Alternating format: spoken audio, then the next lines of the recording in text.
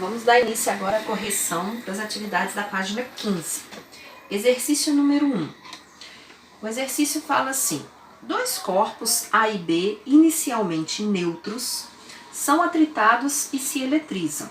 Se A perde 10 elevado a 19 elétrons, determine a carga elétrica de A e B após a eletrização. Então vamos lá. Eu tenho aqui o objeto A e o objeto, o corpo B, certo? O exercício falou para mim que eles estão neutros. Quando fala que o objeto está neutro, isso significa que a quantidade de elétrons é igual à quantidade de prótons. Então, número de elétrons é igual ao número de prótons, certo? O objeto, os dois corpos estão neutros. Bom, aí eles são atritados, ou seja, sofreu o processo de eletrização por atrito, beleza? Então, vai ocorrer o processo de eletrização por atrito. E aí, o que vai acontecer? A vai perder 10 a 19 elétrons e se ele foi atritado com o B, é porque o B vai ganhar. Então, após aí o processo, eu tenho o objeto A perdendo 10 elétrons e o B ganhando esses elétrons. Então, ó, houve uma transferência de elétrons. De quantos? 10 elevado a 19 elétrons. Após o processo, então, de eletrização por atrito, o A perdeu e o B ganhou esses elétrons. Então, eu posso afirmar ali, com certeza, se os corpos estavam neutros, eles tinham a mesma quantidade de elétrons e prótons. Sofreu a eletrização por atrito. O A perdeu uma quantidade, significa que o A ficou eletrizado positivamente, porque ele perdeu os elétrons. E o B ficou eletrizado negativamente, certo? Ele possui agora mais elétrons do que o A. O problema está querendo saber qual vai ser a carga elétrica do A e do B após essa eletrização.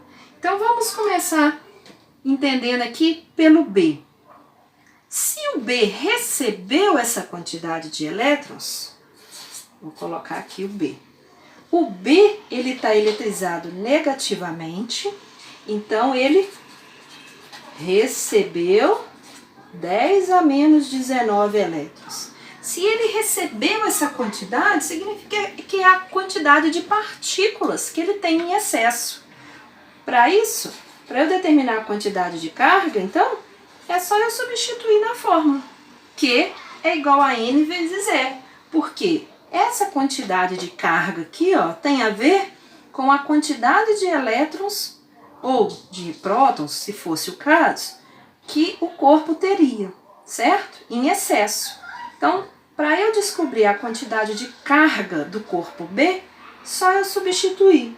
Então, Q vai ser igual a N. O que é esse N? É a quantidade de partículas. Ele não recebeu 10 a menos 19 elétrons?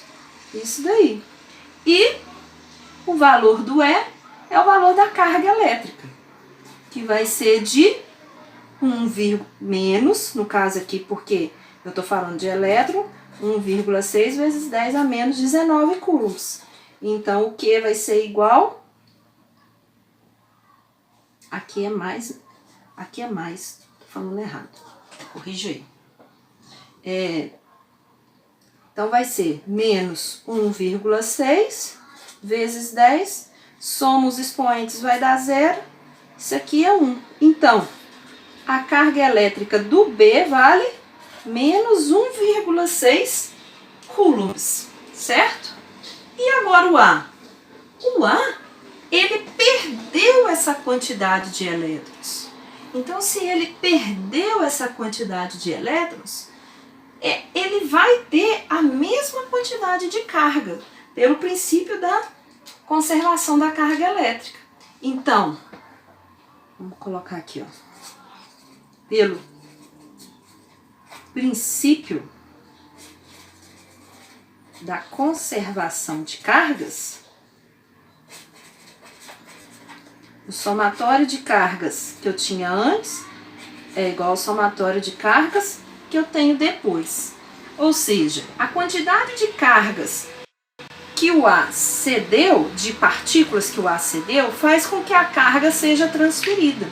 Se o B agora tem essa quantidade de cargas em excesso, é porque passou do A para o B essa quantidade de elétrons. Então, o B no A está faltando essa quantidade. Ou seja, ele tem 10 elevado a 19 prótons, agora em excesso. Porque, vamos relembrar, eles não estavam neutros. Nêutrons é a mesma quantidade de prótons e de elétrons, certo? Se o A cedeu uma certa quantidade de elétrons, vai ter um desequilíbrio. Não vai ter mais a mesma quantidade. Ele vai ceder essa quantidade de elétrons, então ele vai estar sobrando essa quantidade de prótons agora.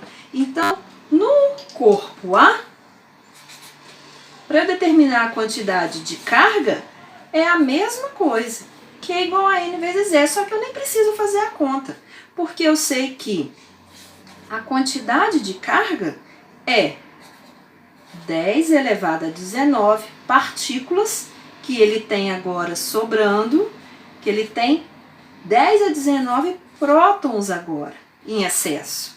Porque antes ele estava neutro, mesma quantidade. Cedeu um tanto, ficou sobrando prótons nele. Então a quantidade dele é de 1,6 coulombs. Então, ambos os corpos A e B, eles ficam eletrizados com a mesma quantidade de carga, porém sinais contrários. Esse é o princípio do processo da eletrização por atrito, como a gente viu lá na aula. É uma característica.